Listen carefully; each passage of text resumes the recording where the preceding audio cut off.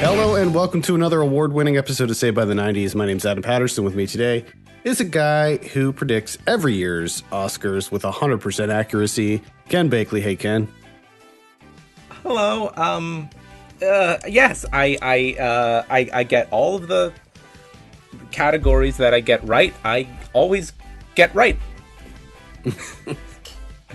This month on the show, we'll be taking a look at 4 Best Picture winners at the Academy Awards throughout the decade. So maybe some of them are perhaps more controversial than others. So polish those statues because this is Saved by the 90s.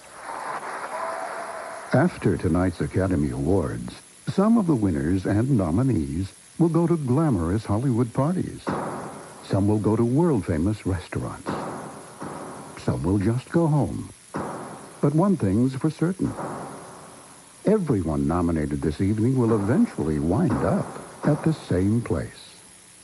We'd like to thank all this evening's stars for making tonight and every night a blockbuster night.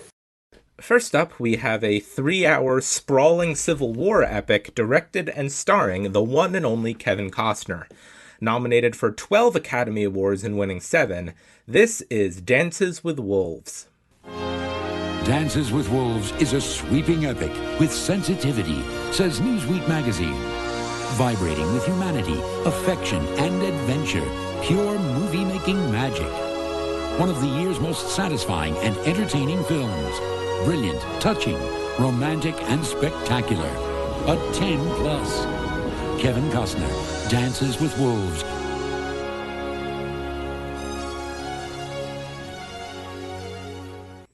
Lieutenant John Dunbar, assigned to a remote Western Civil War outpost, befriends wolves and Native Americans, making him an intolerable aberration in the military. All right. So we're here this month to talk about some movies that, particularly movies that people kind of contest winning Best Picture today. People are not, universally happy about. The Academy Awards, that thing that, as I said in the intro, I predict all of the ones that I get right. Because I was thinking, actually, I did do very well this past year because I just played all of the favorites. Just played all the front runners. Sometimes I try to be different. That usually doesn't work. This year I actually did pretty close to 100%. You just gotta hit the favorites. Anyway, sorry. So Dances with Wolves, is this like a first time watch for you, a rewatch? What is this? What is your history with Dances with Wolves? This is a first time watch for me. I knew of this movie, obviously. I knew 2 things about it. It won Best Picture and it's 3 hours long. Okay, so now that you saw it, do you think it warrants that runtime, and what were your initial impressions? No, I don't. And I think it's a very well-made movie that is not particularly compelling.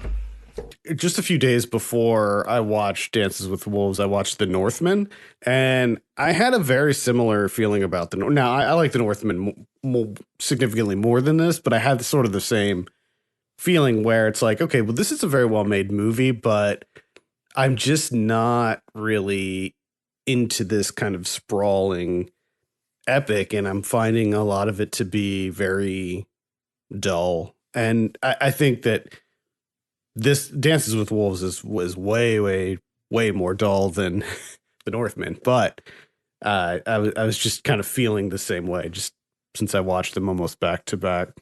I've seen this movie before, probably once or twice. I never really liked it, and I still kind of feel the same way. I don't hate it. I didn't despise it or anything like that.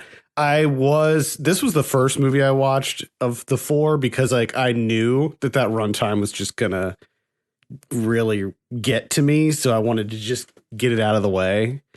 And yeah, man, I just couldn't wait for it to be over.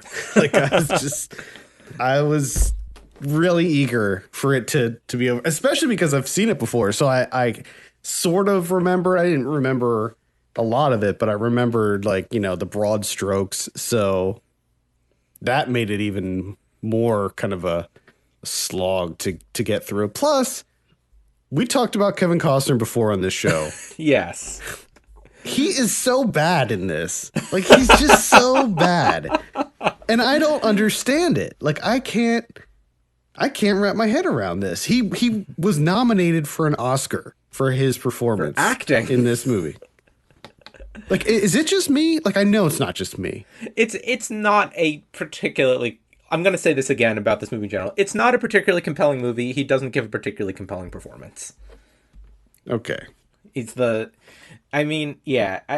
just the inherent problem with the character is that he's just yeah. It is like he's like narrating and like the stuff that he narrates is like so dumb, and it's like he talks like he's a child who's like writing a third grade what I did on summer vacation report. Like, that's what it reminds me of.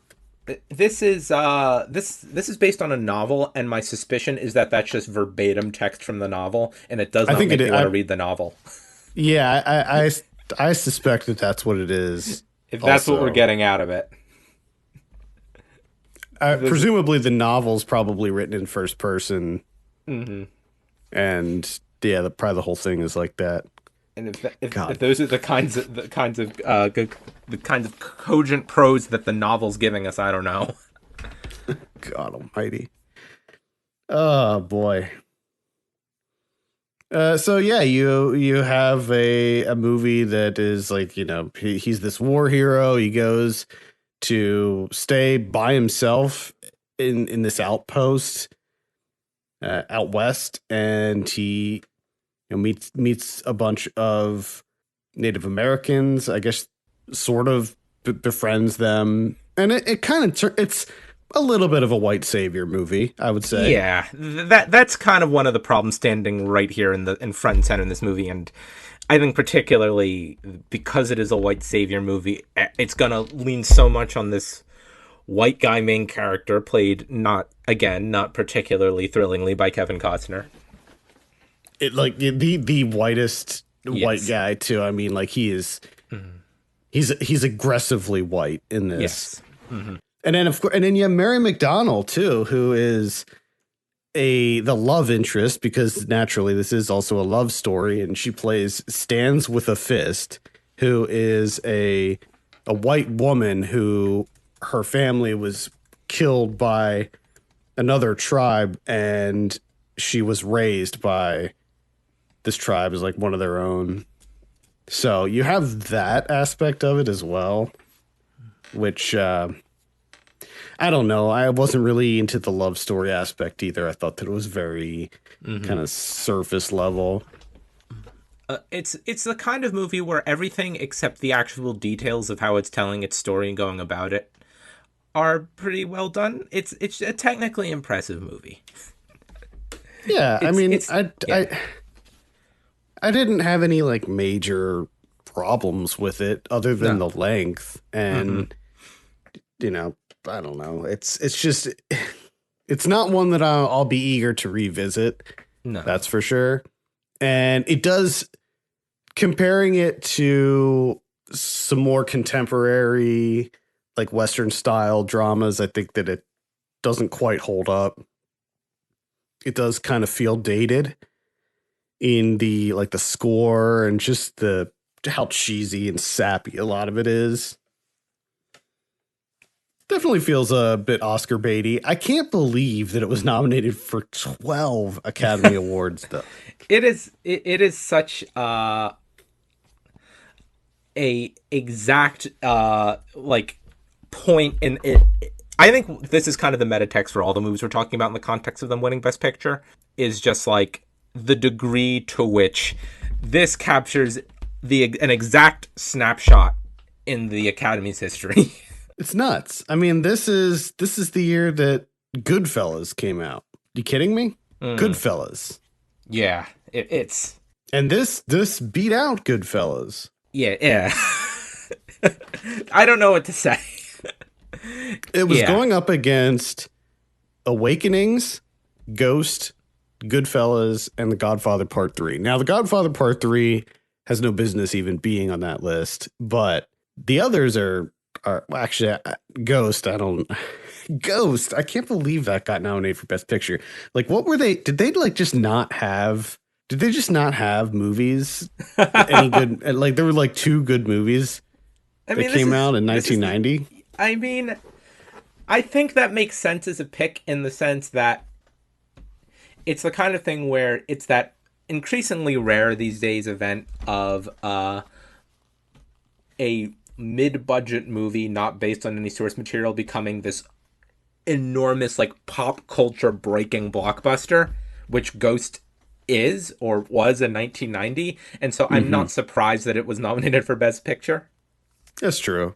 And just looking at the other nominees in 1990, it's kind of crazy. Like Dick Tracy, and granted, these are like, you know, makeup and stuff like that, but still, like to see Dick Tracy winning multiple Academy Awards. It won Best Makeup and Best Original Song. So that's crazy to me. And then Flatliners. Remember Flatliners? That was nominated. About that on the show? I don't think so. I don't think we did. Did we? I don't remember. Maybe it seems like something you would have brought up for sure. Let's check the website. The fact I think that we might have. Oh, the movie, yeah. We talked about the movie. I don't remember talking about the fact that it was nominated for an Academy Award. Oh, well, yeah. No, I guess not. You're right. I don't know why I didn't bring that up. Yeah, it was nominated. Why did I not have that fact right at the top of my thought process when we were talking about that? It was nominated for Best Sound Effects Editing, which is kind of an interesting category. It was going up against The Hunt for Red October and Total Recall, and Hunt for Red October won that category. Just a weird year, man. Dick Tracy winning 2 Academy Awards. Home Alone got nominated for a few, but didn't win any. Just kind of wild. The 91 Oscars was also the second of Billy Crystal's, 7 shows that he did. Feels like that's probably around the right number. I don't know. Well, anyway, I just can't believe that it won that many, and I think that's a sentiment that I'll be repeating later on in this show, maybe multiple times, maybe we'll see. But I just don't have anything else to add about it. It's like if you haven't seen it, you're not missing much. I don't think, honestly. Yeah, I think a lot of the movies that we're going to be talking about, not this one particularly, because I just don't think I don't think it applies to the first half of my belief here. Which is, if you make a good movie, just like a fine, good, entertaining movie, which I'm not sure this quite is. If you just make a fine, good, entertaining movie, the worst thing that can happen to it is it winning Best Picture. Yeah, pretty much. Because it will become a hated movie. Yeah, like Crash. Yeah, that's another one. I don't know. Is Crash there's good? A lot. It's all right. But Best Picture, I don't. It's the one I haven't seen. No, I just think that this is a category that a lot of Best Picture winners fall into, which is okay movies, like fine movies, perfectly nice movies. And I feel like that became more true with each passing year. Like eventually it was like every one that won, you're just like, okay. And none of them seem to have any kind of like staying power anymore. Like they all just kind of wither away. Like The Artist, who talks about The Artist anymore? I think that might be another entry on that list that I'm thinking of. It's just, yeah, I mean, they just fade away. I mean, hopefully, I think Parasite maybe broke that curse, but yeah, I think Parasite is an example of a very good movie winning Best Picture. I think Moonlight is an example of another very good movie winning Best Picture.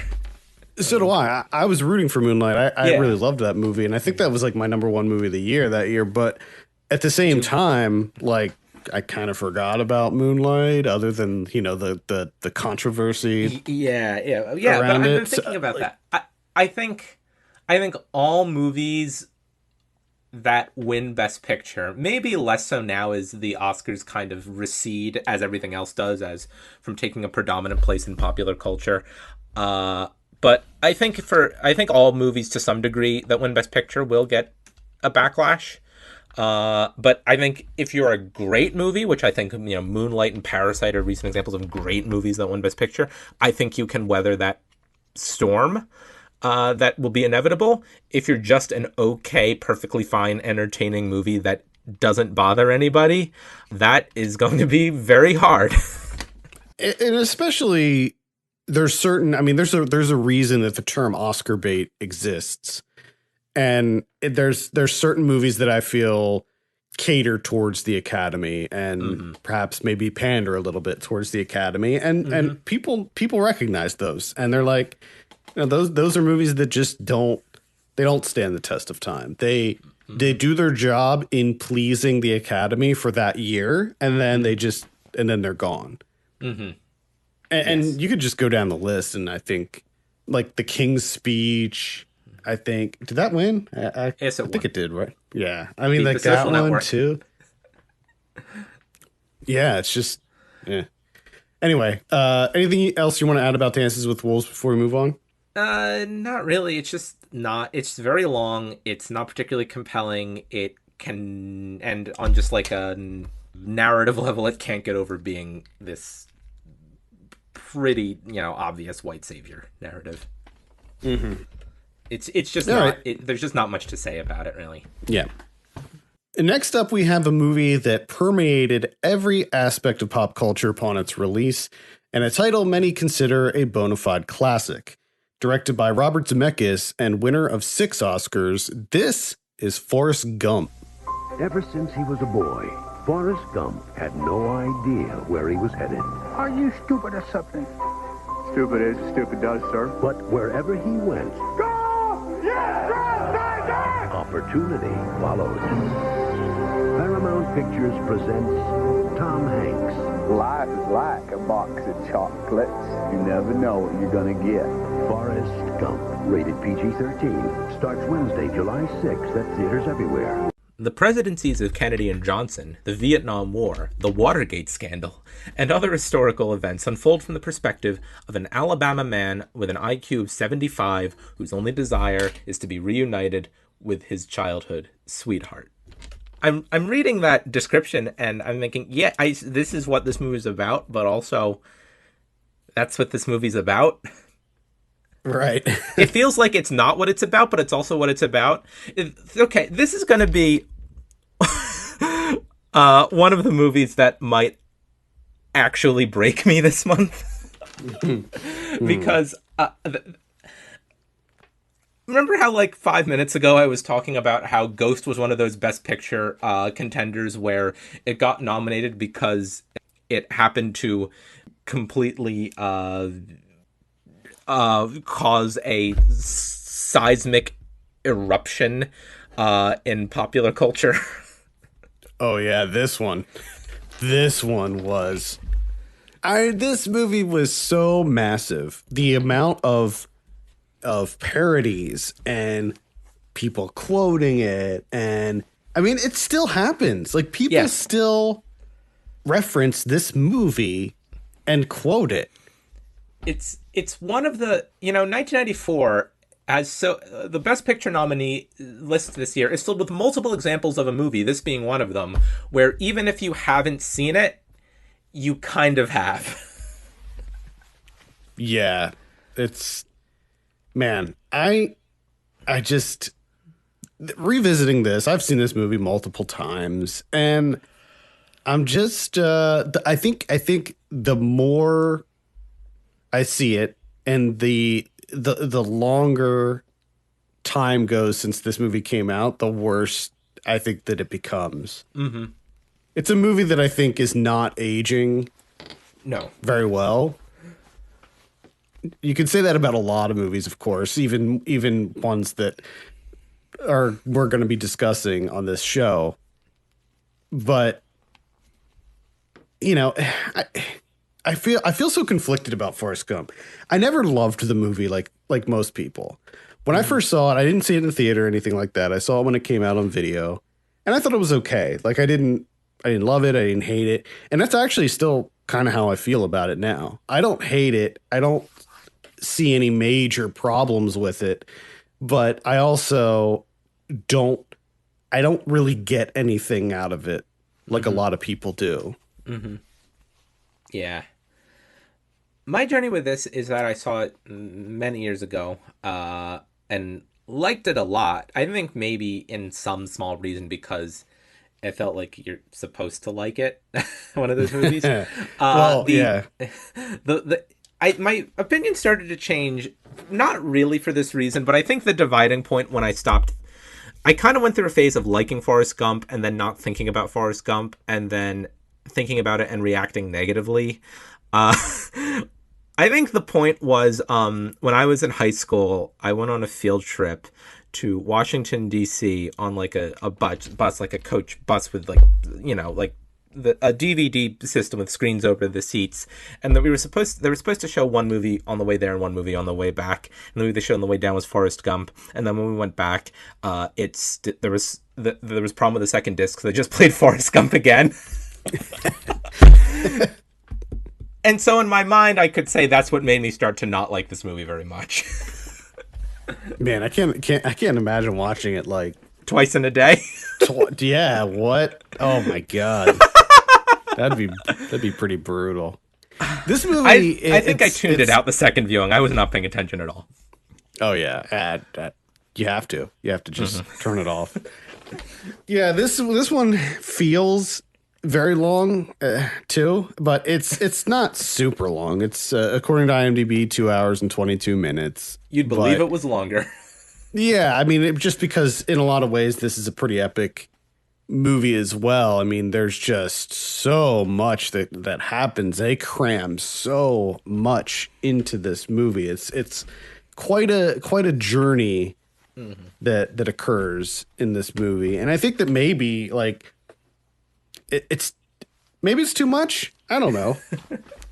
Like I said, I feel so conflicted about this movie that I think that there's some aspects of it that I still find to be charming. But then there's other aspects of it where I'm just like, this is too much. Like, come on, just give me a break here. And that's not even like considering the idea that I don't know if a movie like this would be made today, considering the stigma around mental health and stuff like that. I just don't know if that would necessarily happen.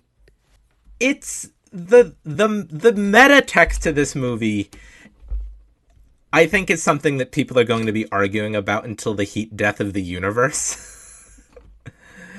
That's the thing that keeps coming back to me is but the thing is though, like maybe I'm wrong, but I feel like that kind of conversation about his learning disability or that aspect of it and how that plays a role in the movie itself, like his innocence, where he's thrust into all of these like horribly dire, depressing, sad situations, and he's able to have this level of innocence, purity, and get through them and persevere and be successful despite his low IQ.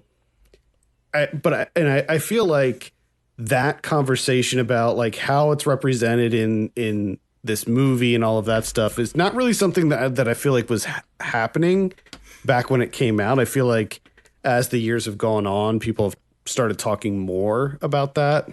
Yeah, I can't speak to that. I'm not going to pretend that I have like a take on that, just because, or a take that's worth hearing, because I don't really know. I'm not going to pretend to speak on behalf of that, just because it's not something that I'm qualified to talk about.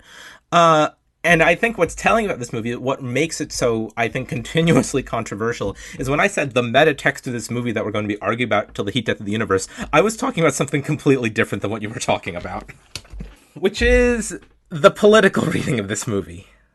Yeah, I don't know. I don't think that was really something that was discussed either back when this came I out. think it was. Was it? I mean, the research that I'm doing is like, this is a movie that gets like talked up in the National Review as like a great piece of conservative popular culture. It's a movie that I think absolutely got claimed by the American right of the 90s as their movie. It feels like, under the sense that the reading is, you have this character who does what they're told, who doesn't, who's living through this turbulent era, who does what they're told, who serves in the military, who serves honorably in the military, comes back, realizes the American dream, starts a successful business, doesn't fall into the counterculture, and look what happens to the character in the movie who does. And so I think part of the backlash in the movie is because if we are to assume that is what the movie is trying to say, then it is an extremely glib kind of piece of right-wing hack work. I'm not sure that is what this movie is about, because I think it's too muddled to be about that. I agree. I don't think that it is necessarily about that either. Now, I can't be sure. This is based on a novel. I have not read the novel, so I can't say. My understanding of the novel, and this is only through other people I've read about reading it, I have not read it, is that maybe it's slightly less kind of broadly kind of nice with and than this in terms of just how smoothly it goes about its business. Yeah, I don't know. I can understand the sort of conservative perspective on this, but I think that I think that you can easily say that that's just it's a product of the era in which it was set in. This is set during a time when like people were still looking to achieve the American dream, and I don't know. I guess you could read it either way, but I'd like to think that that's not how that's not the messaging in this, but yeah, I don't think it necessarily is, just because I think this is a movie that's quite muddled. I don't think it is not really cohesive enough in that sense to have like a direct right. It doesn't seem like there's quite enough subtext or really anything that would indicate that. But it is interesting because there's like, and this is probably a whole like topic that you could have, is like, does it matter? Does it matter if that wasn't the intended purpose when people have latched on to it and turned it into something that maybe the original intention wasn't that? Like Pepe the Frog is a good example. Like it was never meant to be some kind of, alt-right symbol or anything. It was just a funny cartoon that someone drew, and it morphed into something that it didn't represent. Yeah, I think there comes a point where, if we talk about the idea that art is not perpetually going to be under the control of its artist to tell us what it's about, then I think part of its story then becomes how it's received in the broader culture, or at least becomes part of that meta narrative. And I think so much of Forrest Gump's backlash is a backlash that assumes that reading of the movie is the correct reading, or so-called, correct reading to whatever degree something you read correctly.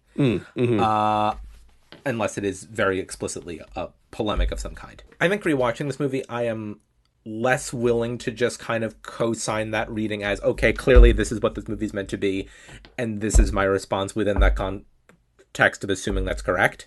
I think it's just a movie that is, again, I think well made. It's whatever it's trying to do, it does so with this surgical precision to make you feel as much as possible, regardless of whether it's earning that. And yeah, I think if we're going to talk about that political reading of this movie, then I think it's kind of one that then gets, like, I think tossed into the greater pantheon of the reading around it, which is then it becomes part of the argument on, how are the baby boomers seeing themselves and their legacy and their impact on American life. I think that it's just also when you look at Robert Zemeckis and his work, I just don't see him putting that kind of even if it's like subtle. I just don't see him putting that kind of subtle rhetoric into his movies. Yeah, I think that's what makes me also think a lot of it's getting read onto it. Which again, like I said before, like there's movies that can be read like that. Are discussions are warranted for that, especially absolutely. when, movies can have the power to, influence people in different ways. And like, look at movies like Fight Club or The Joker more recently, where those movies get misinterpreted all over the place. And then they turn into something that they're clearly not. Yeah.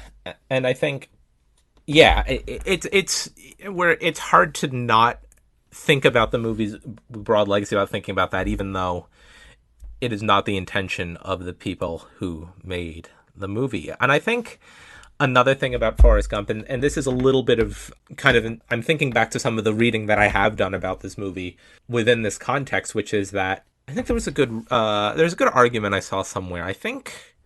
This is and I'm going to quote actually a Letterboxd review from Jamel Bowie, who's a columnist for the New York Times, who was writing about this movie a couple of years ago on Letterboxd, and he says something that I think is very relevant to this discussion we're having about movies that kind of become part of those broader narratives, which is that he argues that 1994 basically was the exact point in time when Forrest Gump was going to be read this way. Like it's like if we think about pop culture and politics meeting in certain points in time and how they meet in certain points in time, then this is a one where if we think that, maybe there's more to this than meets the eye with those conservative readings, he argues that it's still a point when it's being released at a point when those readings would not have been acknowledged, or rather anything else except that kind of straightforward reading would have been. Again, I don't think that that's what it is, although it's very easy to draw that conclusion with this movie. And at the end of the day, it's not a movie that I plan on revisiting anytime soon. And it's funny that this was nominated alongside Shawshank Redemption, which is like another one that is just so permeated into our pop culture and that everybody just like universally adores and loves so much. Although honestly, like I'm not a huge fan of Shawshank, but whatever. It's such a year. Again, it's such a year. And it lost, Pulp Fiction lost to this, which is, I think, again, if we're talking about that same theory I had where there are movies where the worst thing can happen to it is win Best Picture, kind of the case here. Yeah. Or a movie that just got so, I think the second part of that, a movie that gets so exalted in pop culture can sometimes be very, very bad for that movie. This did win Best Visual Effects and it beat The Mask and True Lies. I guess putting there's only three nominees. Putting Forrest Gump and all those on all that archival footage. It's so funny because when the movie came out, that was like mind blowing. Like how they did that. You're just like, whoa. But now when you watch it, it's like in high def and stuff, and you see it, and you're just like, oh boy, like they didn't do a great job with the CG on the mouths of like Richard Nixon and oh no. Oh no. The scene where he's on Dick Cavett is so fascinating to me. Because it's John Lennon archival, I'm guessing, and not just like pulled from something else, or like, but John Lennon on Dick Cavett at some point. Dick Cavett clearly dialogue that was, written and performed for the purpose of this movie, but Dick Cavett looking like he would have in, 1970. Yeah. That is such a weird, whatever combination of effects or whatever they were doing to do that. I don't know if it works. I just kept looking at that. Yeah. Yeah, it was a big deal. Like all the effects work. Like what they did when the way that they digitally removed Gary Sinise's legs, Lieutenant Dan, and that was all like a huge deal. Like I remember that when I first saw it, I was like, how'd they do it? How did they remove his legs? I was like trying to figure it out. I couldn't wrap my head around it. Because this is like early days for CG, Yeah. No, I there's a lot of good effects in this. I'm just still going back to like there's too much going on in this movie. Just so that we talk about that, and then you talk about like that, and I'm like, yeah, that's also a part of this movie. That's also a plot thread in this movie. That's also an aspect of this movie. And it's like, well, there's a whole other aspect. We didn't even talk about Bubba Gump Shrimp. Oh my god! The fact that it actually spawned a real company that is still around today and is very successful. Absolutely out of control piece of trivia. Isn't that completely bonkers? This movie was so popular that they turned one small little bit of it. This is a massive movie that had a lot of moving parts, and they took that Bubba Gump Shrimp and they made an actual restaurant out of it. Restaurant chain out of it. Does like, I don't know who would. Who wrote? Who involved in the? Did they pay like a one-time fee? Is there a ongoing licensing agreement? Does Robert Zemeckis get a small cut of every Bubba Gump Shrimp purchase? I have no idea. I do remember I looked it up at some point. It was like a guy that he wasn't involved in the movie or anything, and like he set it up, but I don't know like what the agreement was or ongoing anything. Licensing agreement from Paramount for Bubba Gump Shrimp. So weird. Although, of course, the other fun financial fact about this movie is that it made $678 million worldwide, and Winston Groom, who wrote the novel, had to like sue to get any money beyond his initial like fee that they paid for the rights, because they kept telling him that it didn't make any money, because that's how Hollywood accounting works. This movie that made $678 million off a $55 million profit budget was in fact unprofitable. Obviously. Sounds about right. All right. Anything else you want to add about Forrest Gump? Yes, but also no. I wouldn't know how to get those thoughts out of my mouth. It's a movie that's just sort of, I feel like there's so much more about it, and also I don't know where to go. I wonder how the fact that he's named after a Klansman fits into the political take on this. I'm gonna say it doesn't play in its favor.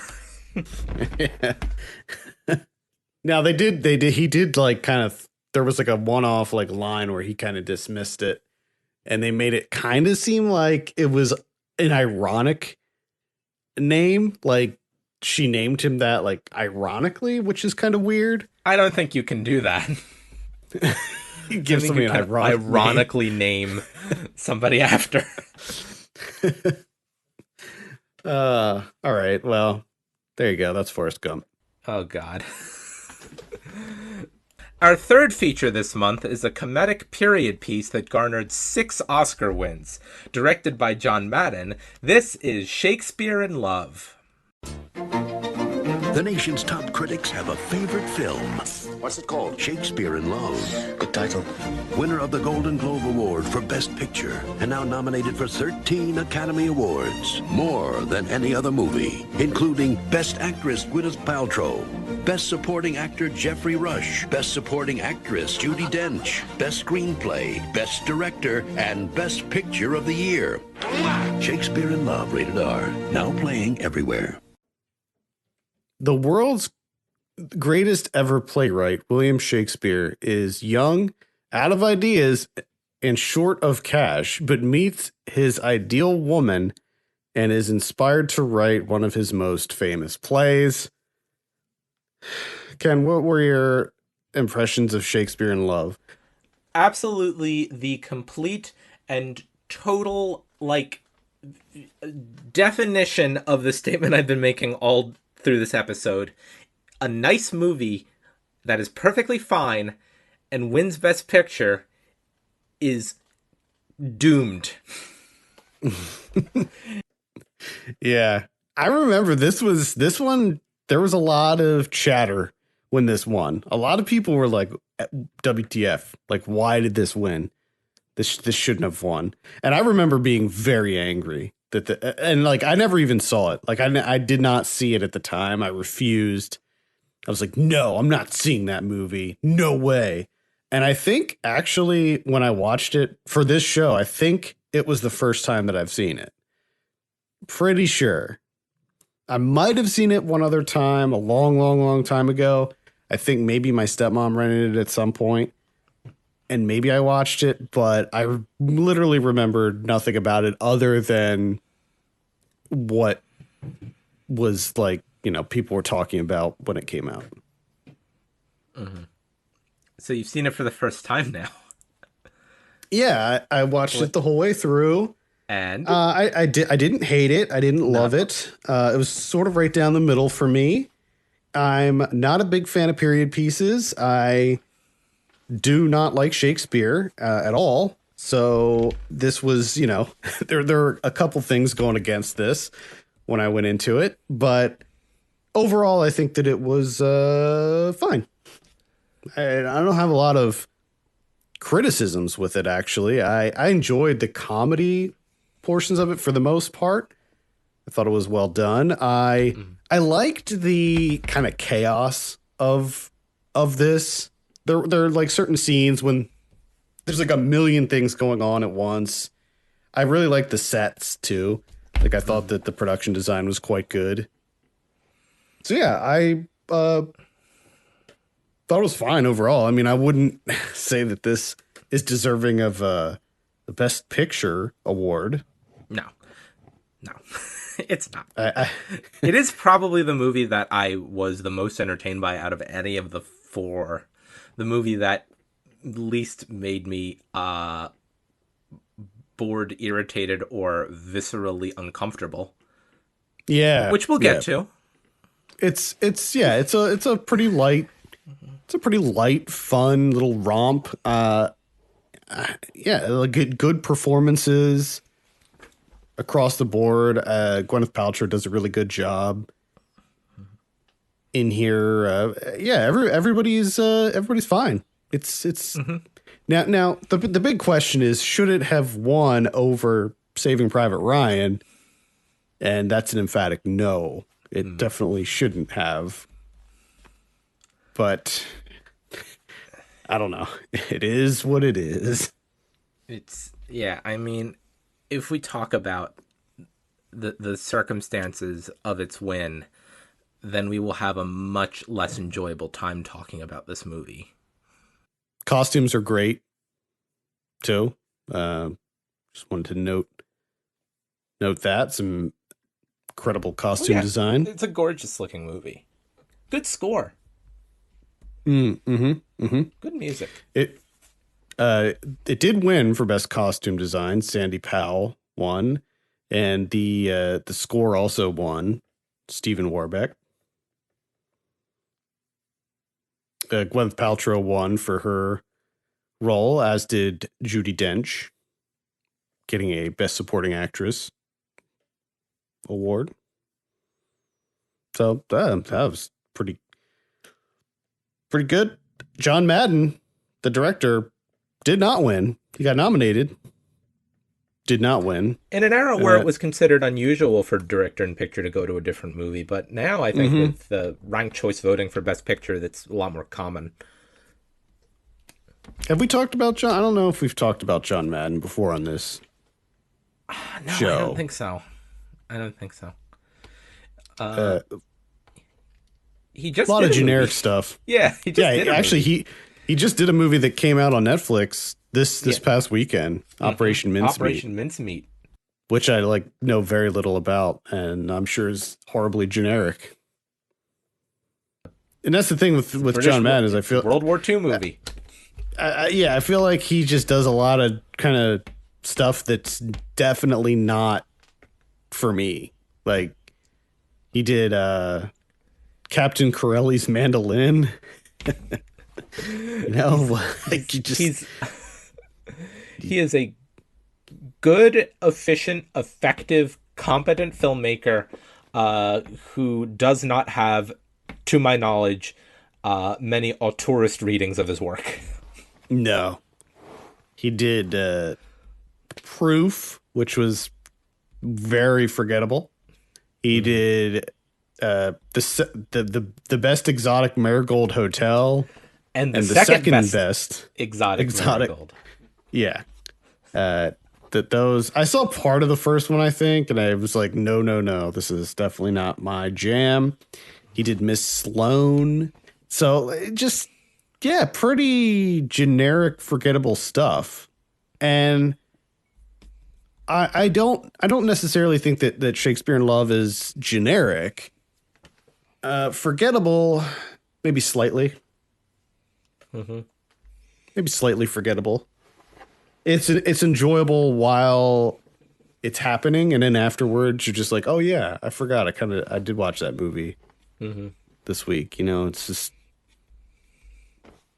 it's fine, I guess. Like incorporating, the inspiration for some of his most famous plays into the story. It's like, oh, that's really clever. Oh, so, how they incorporate like the dialogue from his plays into what people are saying, and you're just like, oh, I recognize that. It's like the nerdiest Easter eggs ever. Yeah.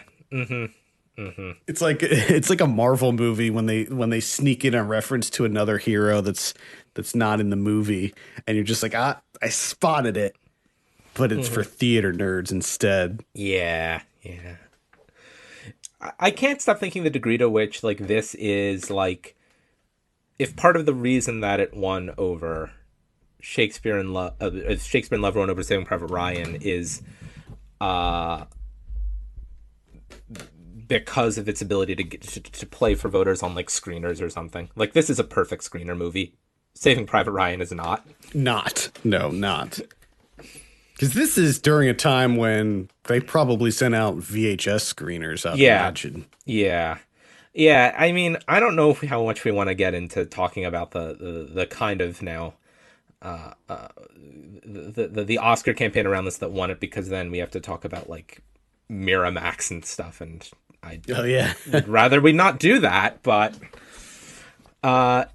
this is like this feels like a movie that a lot of people have seen for the first time on VHS.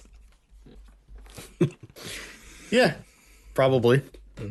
Likely. It plays on VHS, as I imagine that to be, not having seen it on VHS. It's funny, like even the cover, when you look at IMDb and see the poster, it looks like a VHS poster to me, like or box cover. That's what it looks like. Yeah, it looks like a poster that was made to be put on a VHS and have extra space around it for like winner 7 Academy Awards. Yeah. I'd say see it. It's a nice movie. It's fine. It's probably nominally my favorite out of the 4 this month, but this was not a stunning month for us. Yeah. Actually, I might say the same. We'll get into it with our final review, which may be our most controversial. Maybe we should just dive headfirst into that one while we're... I guess.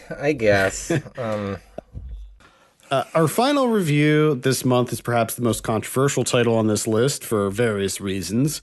Winner of 5 Oscars and directed by Sam Mendes, This Is American Beauty. If you think a drama can't be funny... I watched you very closely. You didn't screw up once.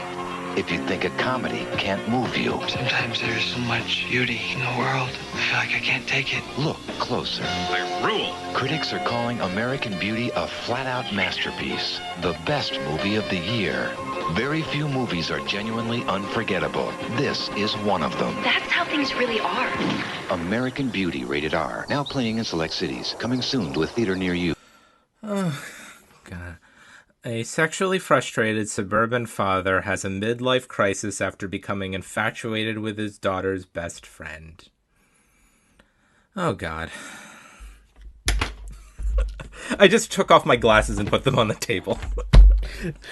You can be like face palming the whole. I actually am discussion. Oh God, this is a really fascinating movie. I think to talk about.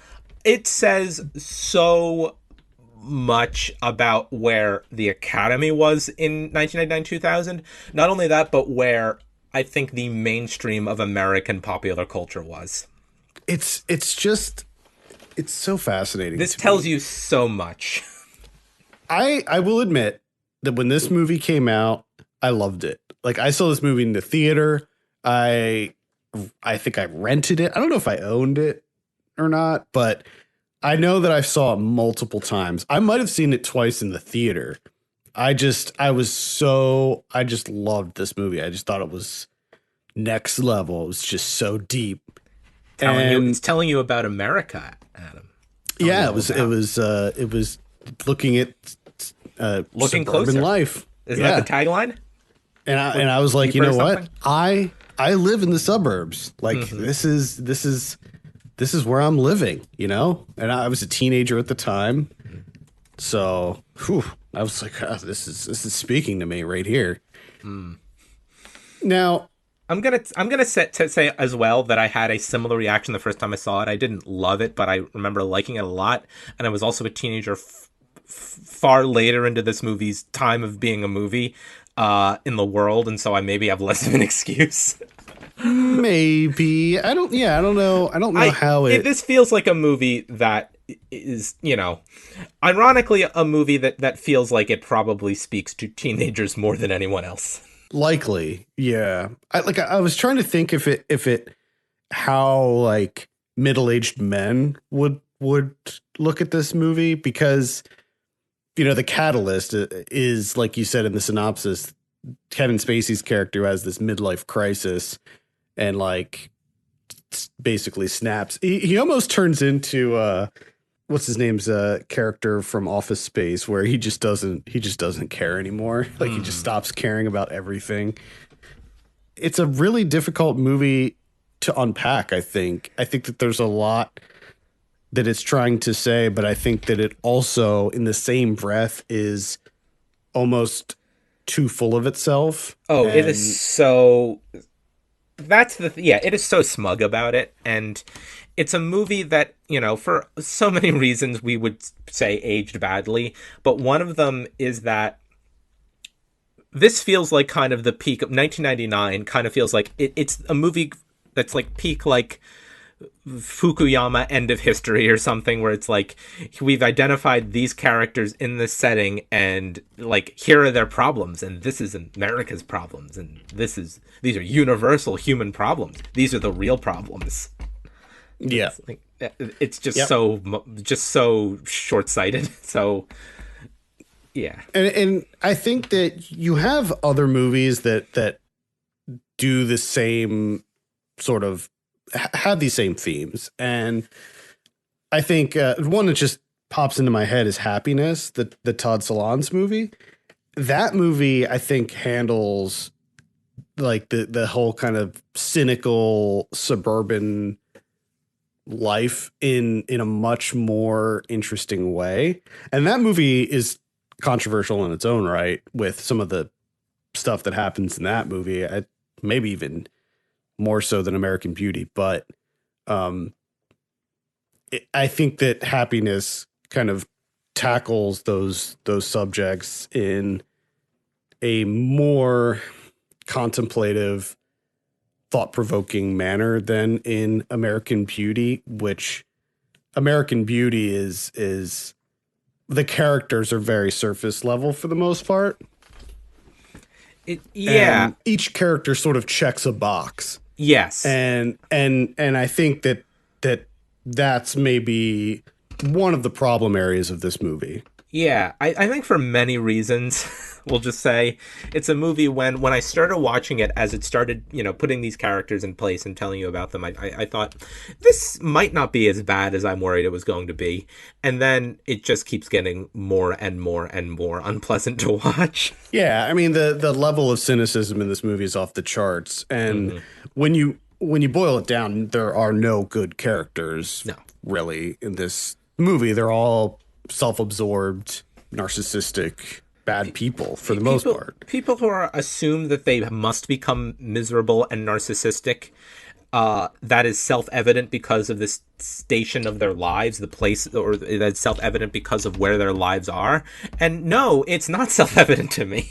Different times, man. Yeah, it's another one of those things. It's like, no, this is so very 1999 in that way.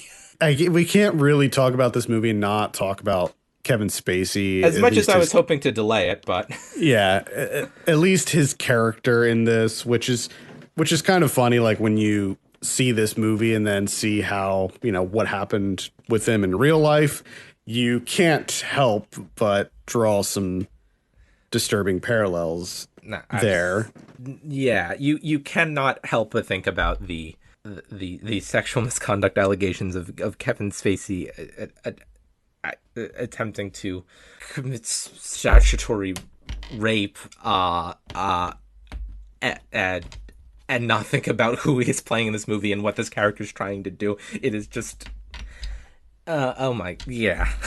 But the thing is, like, he's not even really good in this movie. Like, and that's something that I don't think I ever really noticed. He is giving the lauded performance of this movie. There are multiple performances in this movie that are better than his.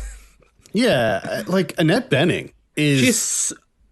She's so good in this movie. Oh my God. Good. She is incredible in this.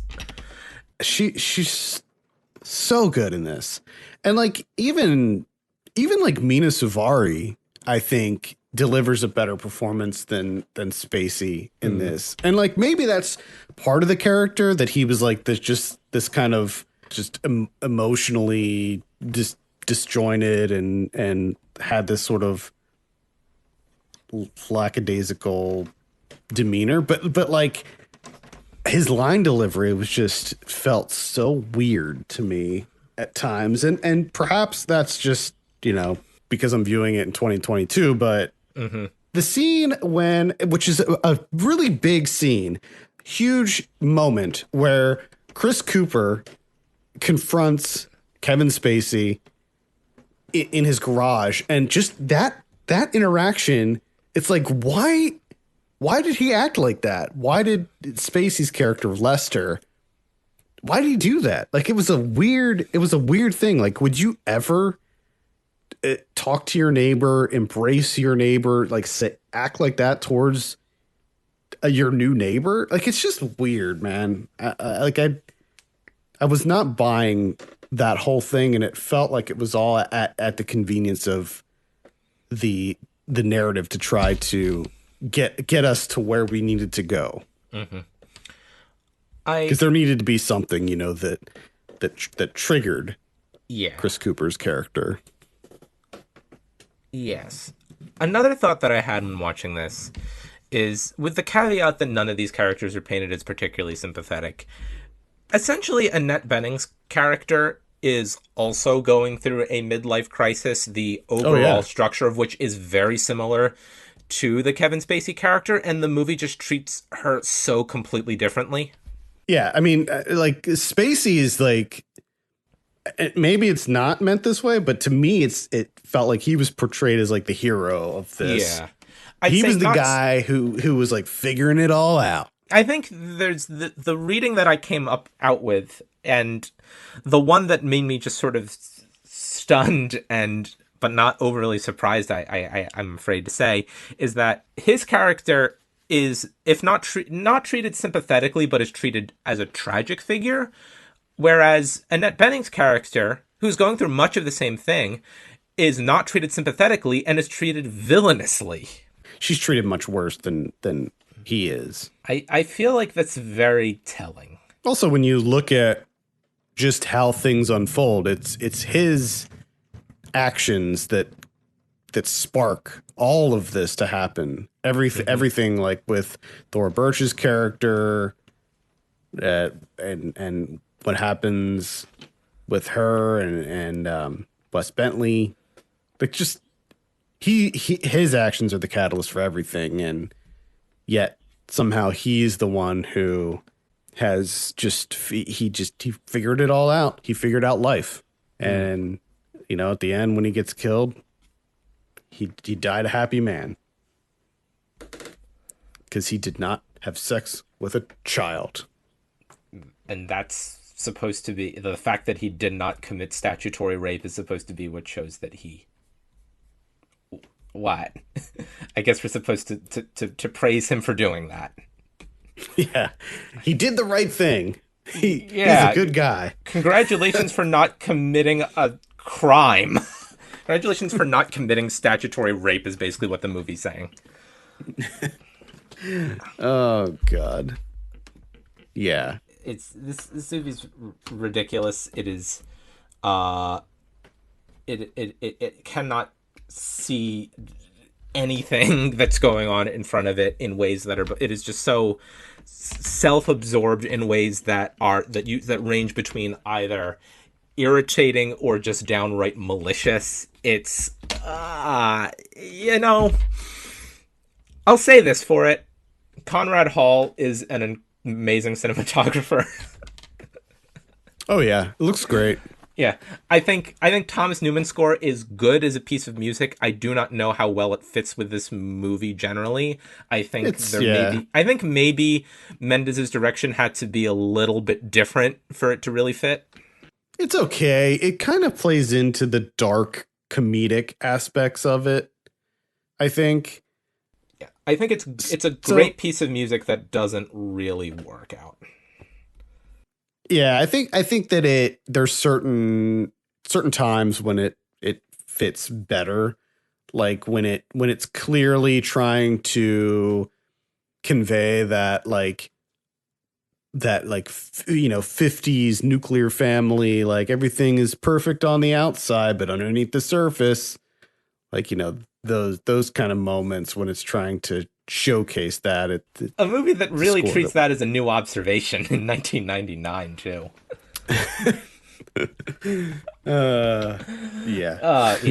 This is just like a complete this is a movie. There's a great piece that I wanna shout out here. It was on the Huffington Post a few years ago, called "The Steady Cultural Demise of American Beauty."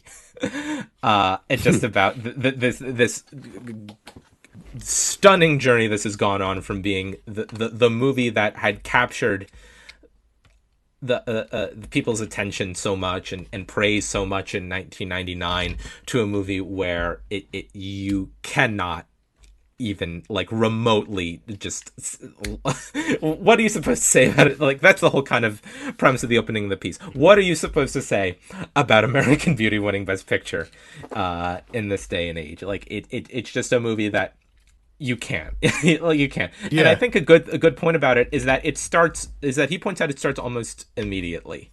I don't have the full piece in front of me, but one of the things I think that he points out is that it is impossible to look at this movie, and I'm actually looking at the release date right now. It is impossible to look at this movie, to look at what it's thinking about, to look about what it thinks its priorities are, to look about what its priorities are and what it thinks correct priorities are, in what the lens the world should be viewed through, for a movie that came out almost exactly 2 years before 9/11 to the day. It is kind of wild. It is an extremely pre-9/11 movie.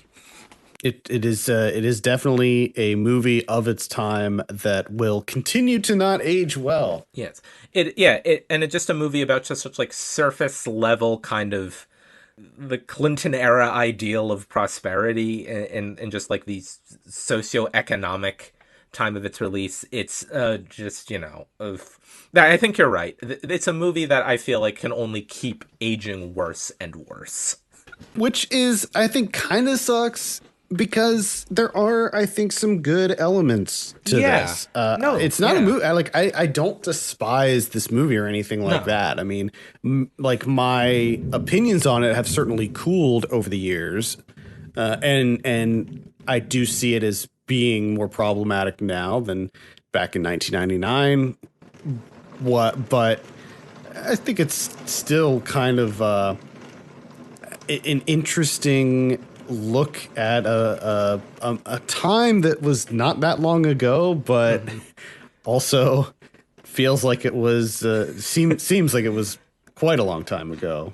Yeah, there are like just good, and I just think as a piece of writing, like they're just on dialogue, like line to line level, they're like good, funny, like snappy interactions in this movie that play well. There are scenes that are well made, and like I said, I think it looks great. I think it's just a beautifully shot movie. And yeah, I think its only future now is in a purely kind of instructive context of like, this captures a moment in the zeitgeist, a moment in the mainstream of American culture. And I think it's instructive on that level.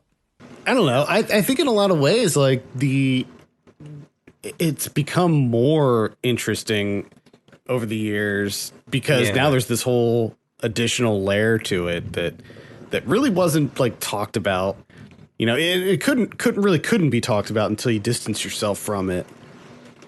And I don't know. It's it was an interesting one to revisit. However, I was very uncomfortable watching it this time around. And I think I was so uncomfortable.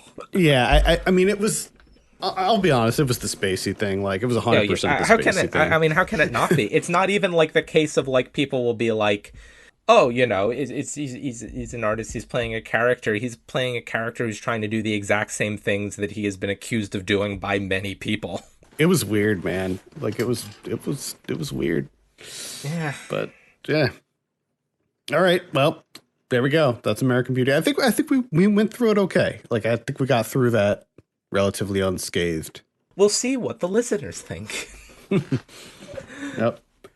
All right. I think that's going to do it for this month. Thank you so much for listening. You can send us your 90s topics to 90s@filmpulse.net or by sending us a DM on Twitter or Facebook at 90s Pod. Until next month, for Ken Bakley, my name's Adam Patterson. This has been Saved by the 90s. Bye, everyone.